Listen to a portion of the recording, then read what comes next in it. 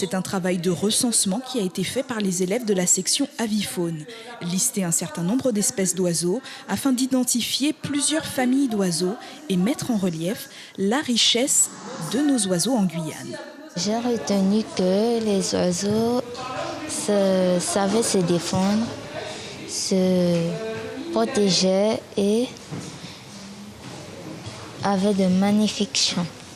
C'est l'un des talents de l'atelier avifaune. Michael a réalisé les dessins naturalistes de l'exposition.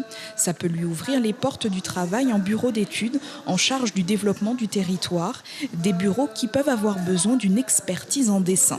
J'ai commencé à dessiner au collège depuis 6e. Avant, je commençais à dessiner les personnages de manga. C'est une fois que je suis allé dans l'atelier de Madame Priam. Et elle m'avait donné l'image de dessiner deux oiseaux. J'ai commencé à dessiner et m'améliorer petit à petit au fur et à mesure des années.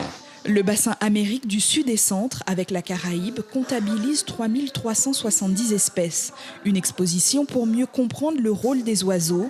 Ils sont des indicateurs du changement en cours dans notre environnement. Les changements climatiques, l'impact de la déforestation, l'urbanisation galopante. Les oiseaux sont des bioindicateurs du monde qui nous entoure. Ils peuvent nous donner des réponses. Lorsqu'une population s'empare de sa biodiversité, là on peut avoir des résultats avec une valeur scientifique beaucoup plus importante que lorsqu'on mène une étude sur 2-3 mois pour comprendre un phénomène. Donc là, on s'appuie sur la connaissance de la population, puisque lorsqu'on s'intéresse à des phénomènes sur le long terme, il y a une plus grande valeur scientifique que lorsqu'on fait une petite étude de quelques semaines, quelques mois.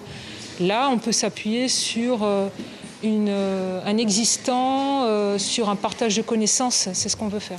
La finalité de cette étude sera la création d'un livre en partenariat avec la mairie qui recensera toutes les espèces présentes à Saint-Laurent-du-Maroni.